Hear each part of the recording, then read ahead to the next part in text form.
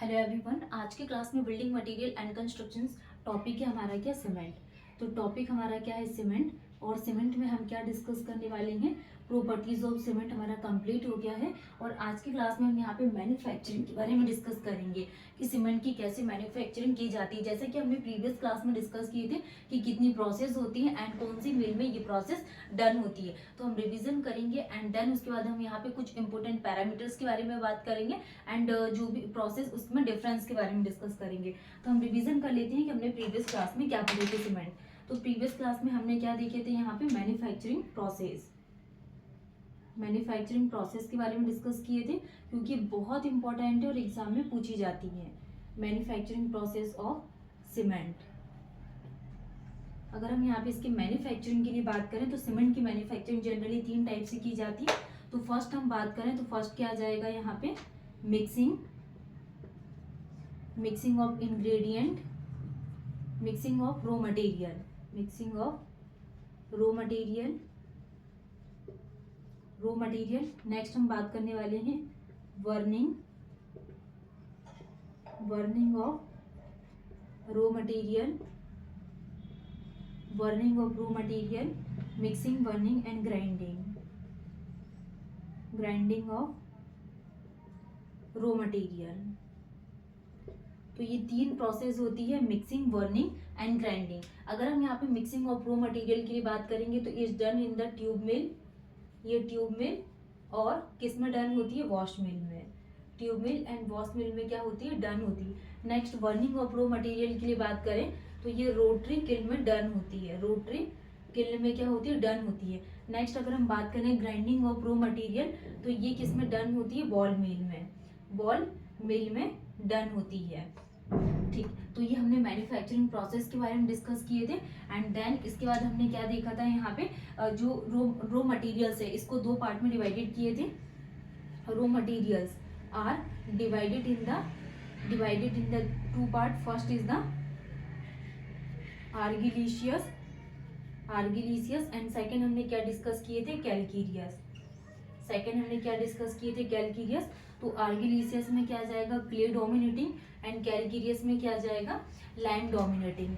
Then उसके बाद हमने क्या देखे थे, इसकी प्रॉपर्टीज के बारे में। इसकी प्रॉपर्टीज क्या होती है, जैसे कि mixing, burning and grinding.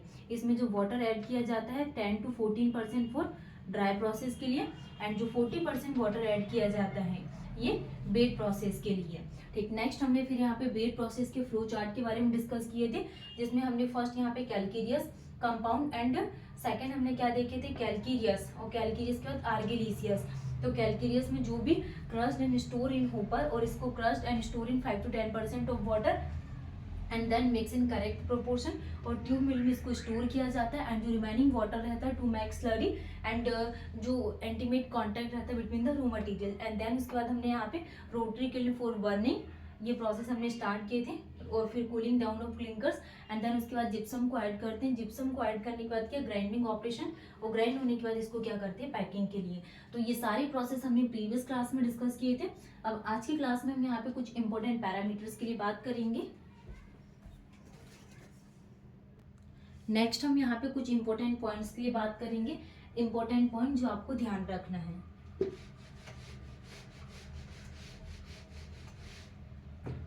Important points to remember. तो इसके लिए क्या आ जाएगा, इंपॉर्टेंट पॉइंट टू रिमेंबर के लिए the temperature achieved, the temperature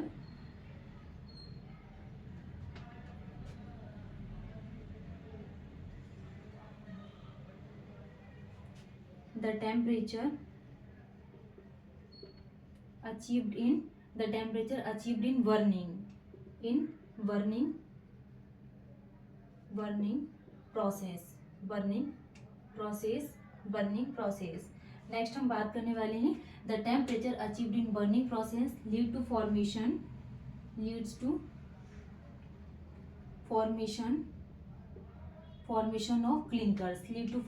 of clinkers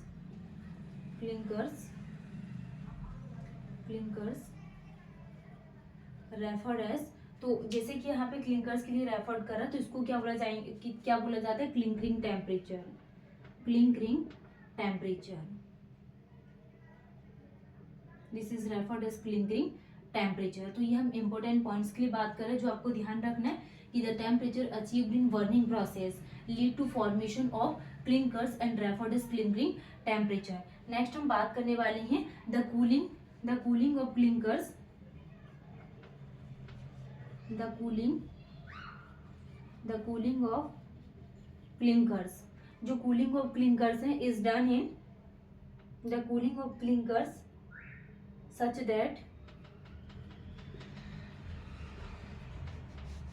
1200 से 1500, 1200 से कितना 500 degree Celsius, 500 degree Celsius is achieved in, ये कितने में अचीव किया जाता है,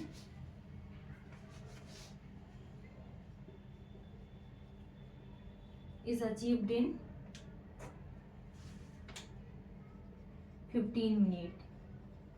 इसको 15 मिनट में क्या किया जाता है, अचीव किया जाता है। The cooling of clinkers such that 1200 से 500 degree Celsius is achieved in 15 minute.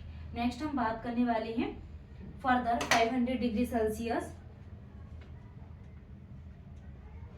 Further 500 degree Celsius achieved in room temperature,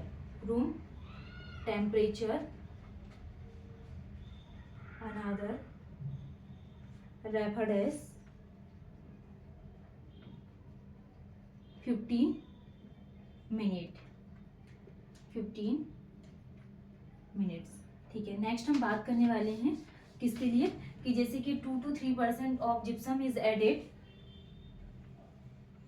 2 to 3% of gypsum, 2 से 3%। हमने सेकेंड पॉइंट में क्या देखा, the cooling of clinker such that 1200 से 500 डिग्री सेल्सियस है, ये 15 minute में अचीव कर लेते हैं। और अनादर अगर 500 डिग्री सेल्सियस अचीव करेंगे रूम टेम्परेचर में तो वो भी 15 मिनट में।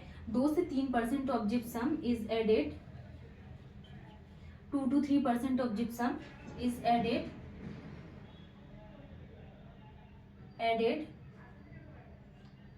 after one and cooling, after burning and cooling clinkers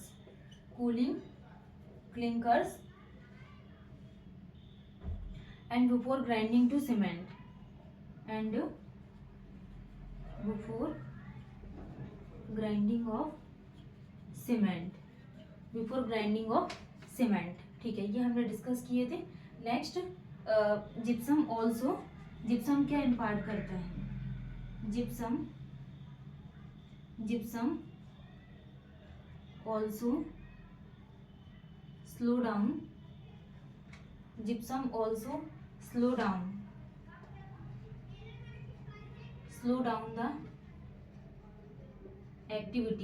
down the activity of Bogue compound, ये बॉक कंपाउंड की एक्टिविटी को स्लो डाउन करती है। सो फॉर्मेट ड्यूरिंग बर्निंग, ठीक है। तो ये प्रोसेस आपको ध्यान रखना है, इंपॉर्टेंट पॉइंट्स टू रिमेंबर। जैसे कि फर्स्ट हमने डिस्कस किया the temperature achieved in burning process and lead to formation of clinkering referred as clinkering temperature. Next हमने देखे कि 1200 से 1500 डिग्री सेल्सियस जो भी क्लिंकर्स के कूलिंग के लिए 15 मिनट लगते हैं एंड 500 कितने 15 मिनट में अचीव कर लेते हैं। नेक्स्ट 2 से 3% हम जिप्सम को ऐड करते हैं burning cooling clinkers before grinding of cement. Next, gypsum also slow down the activity of bulk compound, so formed during burning. Next हम यहाँ पे डिफरेंस के लिए बात करेंगे।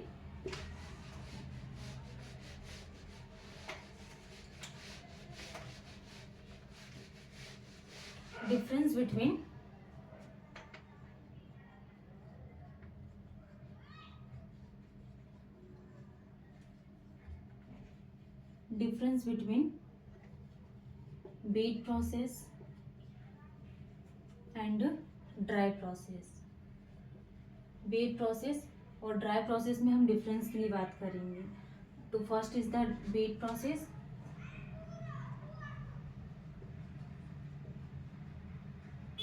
And dry process. तो वेट प्रोसेस ड्राई प्रोसेस में क्या आ जाएगा, अगर इसमें बात करें वेट प्रोसेस में, तो वाटर रिक्वायर्स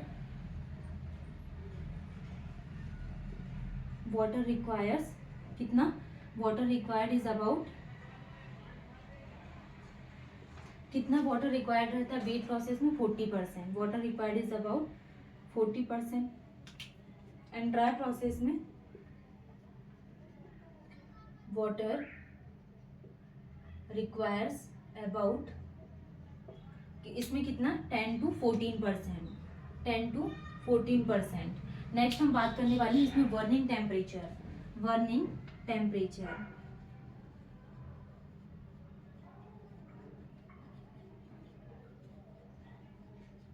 टेम्परेचर टेम्परेचर कितना लिया जाता है, 1500 डिग्री सेल्सियस से लेके 1600 डिग्री सेल्सियस तक। और ड्राई प्रोसेस में burning temperature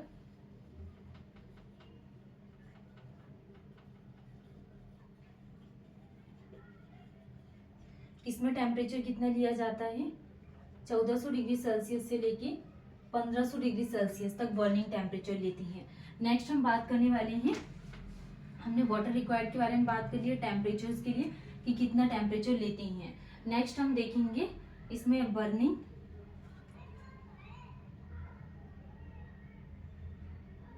for every 1 ton of cement, for every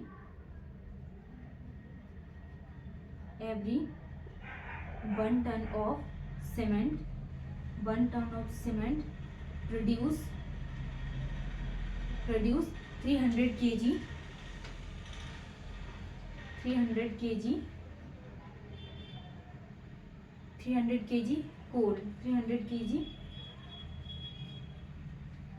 coal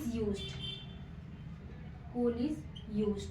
next हम बात करने वाले हैं ड्राई प्रोसेस में, for every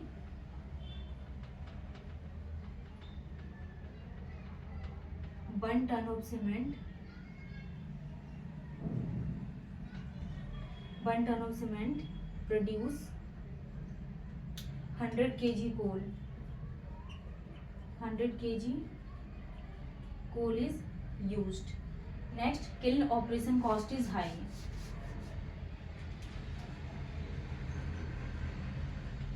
kiln operation cost is high, kiln operation cost is high। और इसमें जो kiln operation cost है,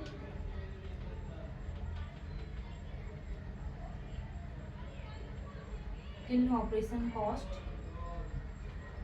is low, इसमें क्या रहता है, लो। और ये क्या है, better quality produce, better quality produce. Next हम इसमें बात करने वाले हैं better quality produce, a little inferior to wet process,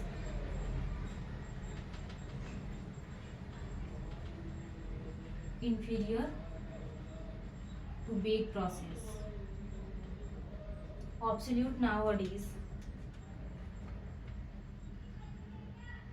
obsolete nowadays। और इसको ये क्या है, मोस्ट वाइडली यूज्ड। ये हमने आज के क्लास में डिफरेंस के बारे में डिस्कस किए कि wet process and dry process में क्या डिफरेंस होता है। जब भी हम यहाँ पे वेट प्रोसेस के लिए बात करेंगे तो 40% यहाँ पे वाटर रिक्वायर्ड होगा एंड ये ऑब्सोल्यूट नाउअडेज। और 1 टन ऑफ सीमेंट कितना प्रोड्यूस करता है, 300 kg कोल इज यूज।